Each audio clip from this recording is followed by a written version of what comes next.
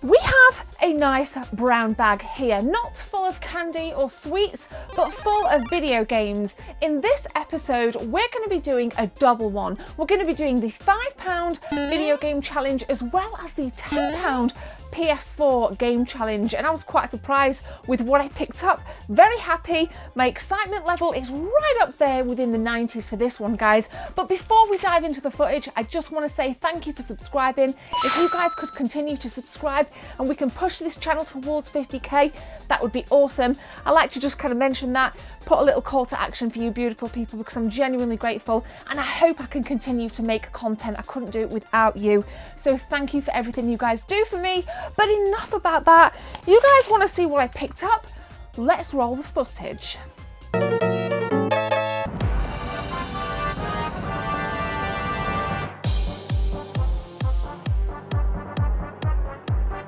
So who is ready for some gaming buying madness, looking for them bargains? Welcome to this episode. I'm excited.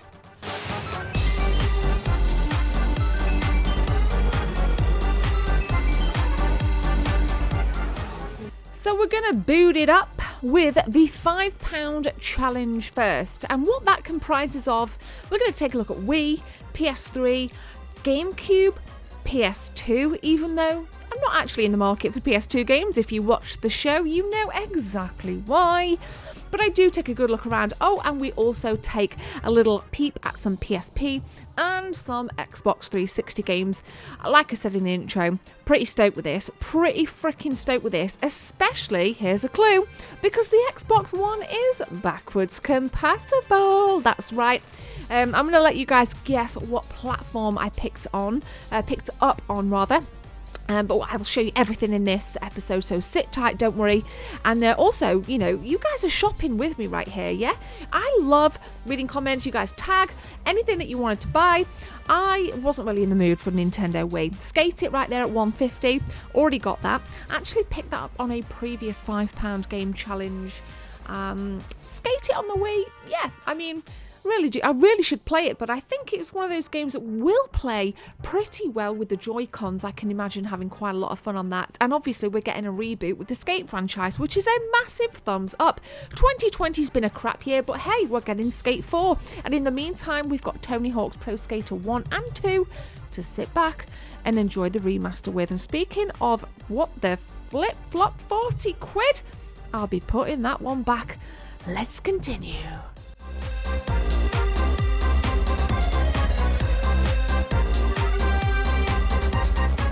So not too bad so far, a nice little selection, but we ain't done there.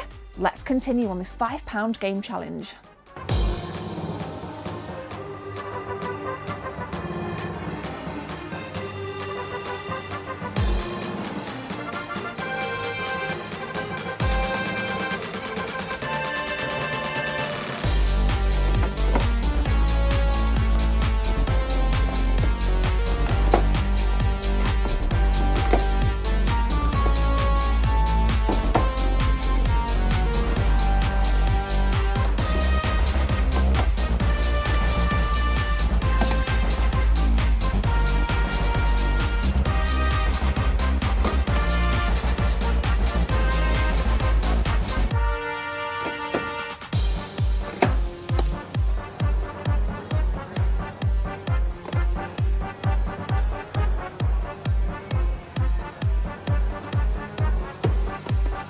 So long may the retro game hunt continue. And I just want to say, retro game hunting, how many of you are missing the markets? I really am missing markets. I know that there's been Play Expo cancelled and there was a Doncaster retro gaming market pegged for December. It is highly unlikely it will go ahead. So in the meantime, I literally, honestly, I've been looking back, reminiscing on the retro game hunts so far that I filmed, and I've got them up in the retro game hunt playlist. And I honestly, guys, I really miss it. But in the meantime, there's still some shops that I need to get back down to, like GameSmart in Yardley, Vintage Gamer in the Midlands as well. Console Yourself. Oh, there we go. Drop in a bit of Prototype too, Gemma. Be careful, lass. But yeah, definitely there'll be some more good stuff coming. I'm excited, but I'm going to be not skint this next month, but pretty hard up for the old cash because like an idiot I've ordered an Xbox Series S and a PS5, so I'm going to be diving deep in the pocket. So maybe it is just going to be some £5 retro game and some £10 retro game hunts, PS4 game hunts coming up until I can actually get back out into the stores. So yep, awesome stuff. I'm excited, and we are still on the hunt.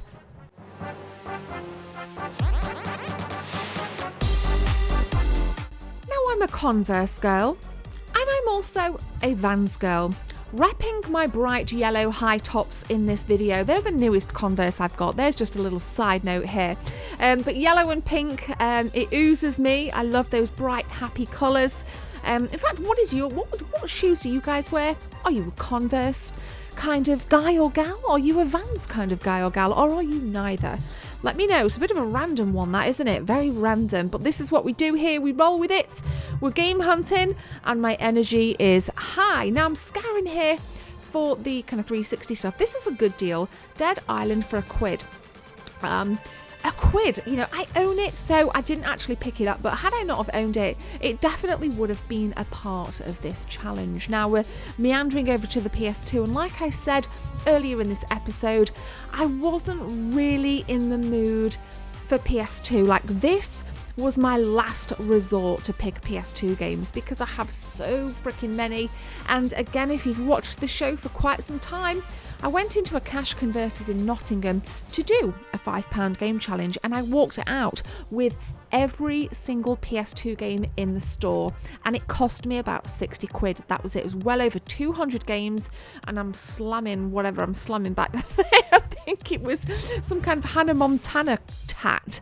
But yeah, this challenge has kind of thrown me so many curveballs along the way, and it's going to be really interesting because I think, here's my prediction, ring ring, there's going to be a price drop in PS4, PS3, Xbox 360 and Xbox One games because we have the new generation coming, and I don't think that many, like, I mean, £70 for games, I mean, come on.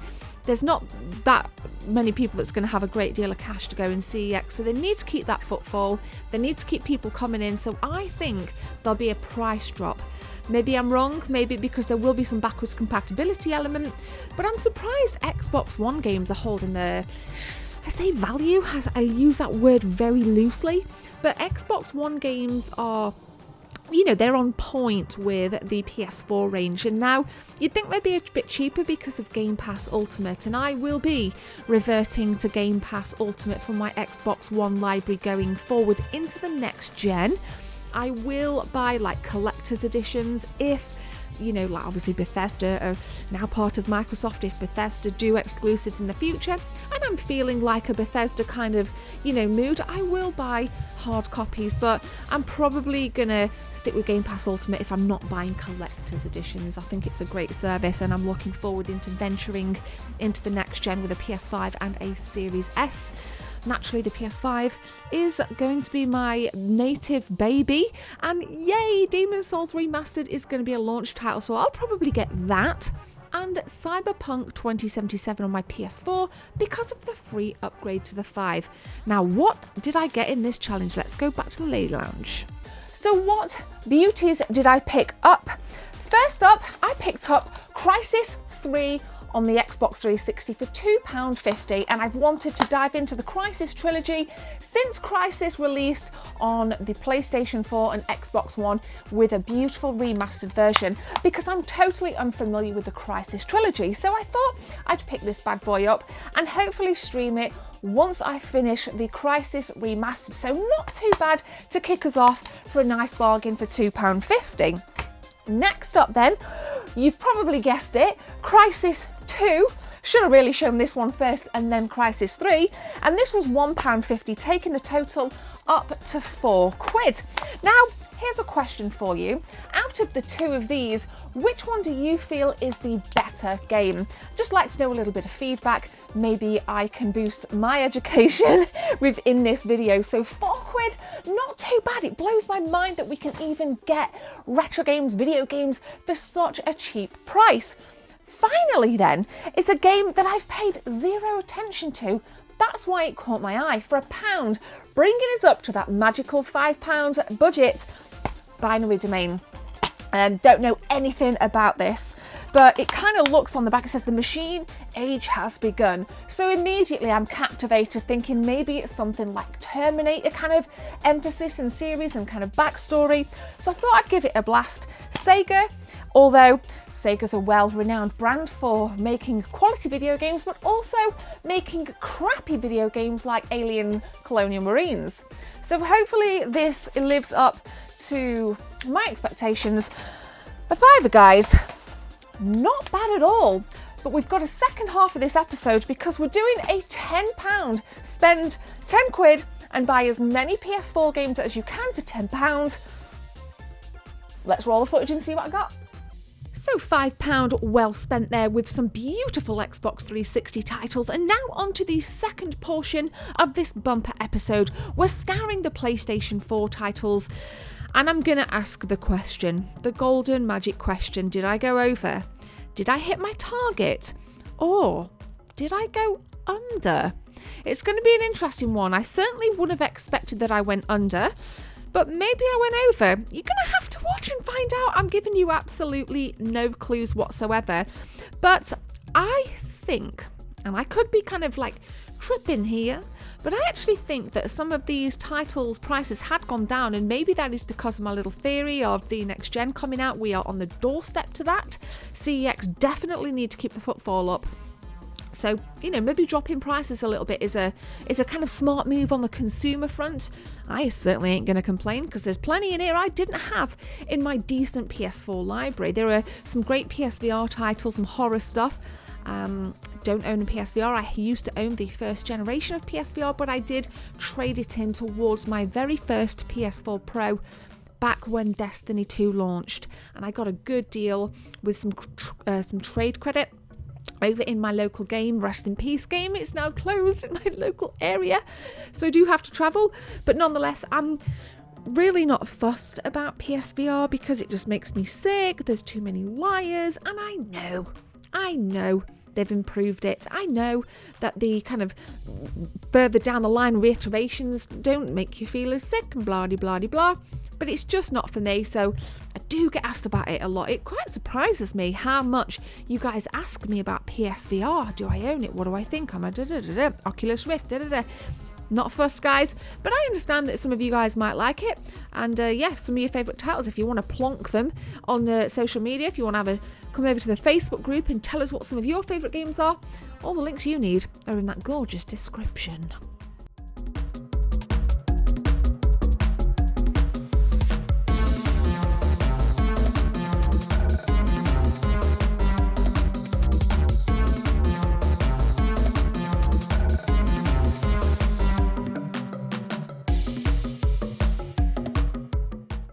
Okay, check it out. You guys can see just above there the myriad of Red Dead Redemption 2 titles. Now, it's not just FIFA that there's an abundance of. I find that Call of Duty, Grand Theft Auto 5 in particular, the major AAA titles tend to just be over encumbered, and I'm starting to see The Last of Us 2 be drip fed into the pre-owned section of course, Game, and here in CEX where everything is pre-owned. So it kind of bugs me a little bit because I question myself, like, why, dude? They're like premium titles, especially something like Red Dead Redemption 2, where you're getting your money's worth out of the campaign.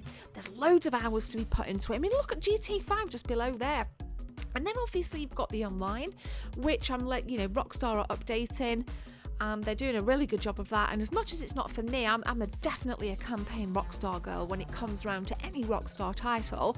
I just think there's too many sweaty players online that I just want to completely avoid. But it just shocks me. It's just a kind of thought and observation that I'm just kind of dropping out into the universe. Now we're taking a look here just to see if there's any hidden cheap gems lurking. The Escapists, I played that. I think that was £6 to £8. Extinction, Nah, we'll put it back. Quite a few copies of Doom in, but definitely not as many as FIFA's or the Grand Theft Autos. Now, I kept going back to a certain title. We'll talk about it when I come back to it. But here we go. GTA holding its value. Even on last gen, it was 10 quid on the PS3. So again, quite shocking. Loads of Modern Warfare. Call of Duty. Let's just kind of break it out here and talk about Call of Duty this year. We know we're getting Cold War. I'm going to buy it for the campaign. I'm really not bothered about streaming Call of Duty anymore. It never gets me the viewers, it never gets the interaction, it never gets the excitement from you guys, so what is the point?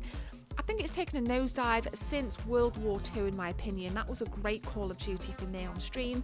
Had a ton of fun. It was back to basics, boots on the ground. Really, really loved it. I'll play multiplayer off stream, don't get me wrong. You know, but I think I'm just going to kind of dodge it for now. Here I am looking absolutely horrendous. I just finished like my full-time job at this point, so I was like looking absolutely horrific. Now, Homefront: The Revolution. What do you guys think about that? Is there anything else here that you see? We've got some God of War Remastered. That was actually a PS Plus title that was for free, obviously. Would it have been, I say a couple of months ago? It was probably 6 to 12 months ago. And I did download it, and maybe I should spend some time with that little title. We know we've got a second God of War coming out on next gen as well. What is going on with the camera? Shaking it all over the place here. Now Destiny, here we go. So this was the first Destiny, 2 quid, and it said on the label no DLC. So in my mind, that's just a waste of time because that is all DLC. So I was like, well, what are you actually buying for that? Because I was considering it because I don't have the original Destiny DLC and I wasn't sure. In fact, no, I am sure it was code only. It'd be better if they put the DLC on the disc. I think that would be a much smarter move.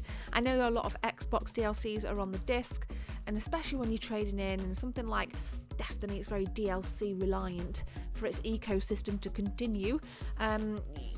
Could really do with it on the disc, but yeah, Destiny, I love it. I think it's great since Activision have gone away and Bungie are now doing their own thing, and it's great to see that title continue to flourish. I love it.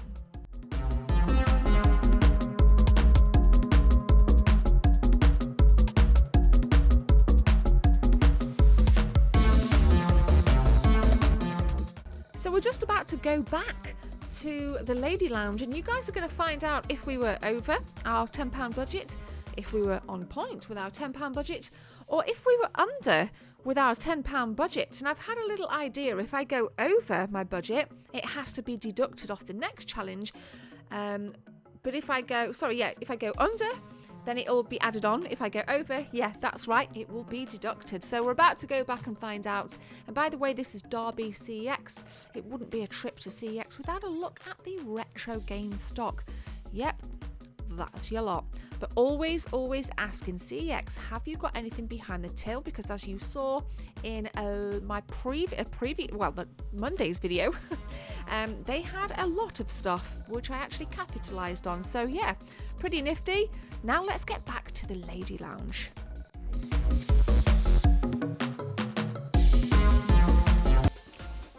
Wicked selection there, but there's a little bit of a rollover with this one because I spent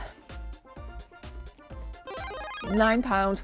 So I'm going to take that extra quid and I'm going to roll it over into the next challenge. So in the next challenge for the PS4 side of this, we're going to make it an £11 challenge. So what did I pick up?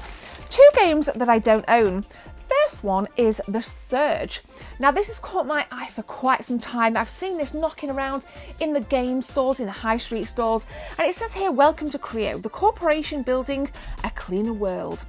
Building a dystopian near future, right, already in that one sentence, building a dystopian future, I'm already feeling hooked.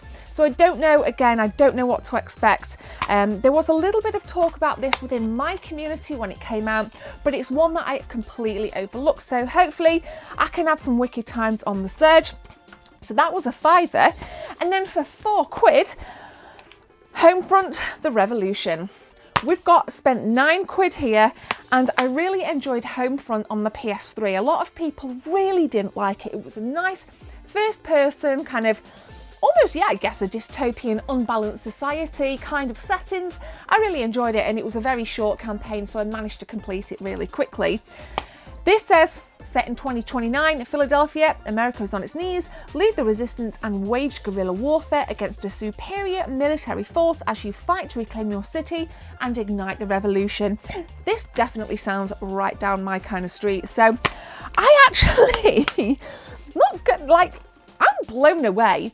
£9. If you're short on cash and you want to grab yourself some bargains, you really can grab some cheap ass games here. Now, I don't know much about these games other than what I've read on the back and seen the screenshots, but they definitely sound like my kind of kick, so I'm really excited. So we got some 3 awesome titles on the Xbox 360 on the £5 game challenge, and then we spent £9 here, and we're rolling that pound over to the next episode. So what do you guys think? Thank you so much. I will link the £5 playlist, loads more episodes, loads more content for you guys, as well as just general video game hunts, retro game hunts. I do like to get out to the retro gaming markets when we're not in the middle of a pandemic, but nonetheless, as soon as things start to ease, and please stay safe guys, I will be back out there at the markets as well. So I'm going to leave it there. Don't forget to subscribe, share the stream, share the video, and enjoy, and I'll catch you in the next episode. See you soon.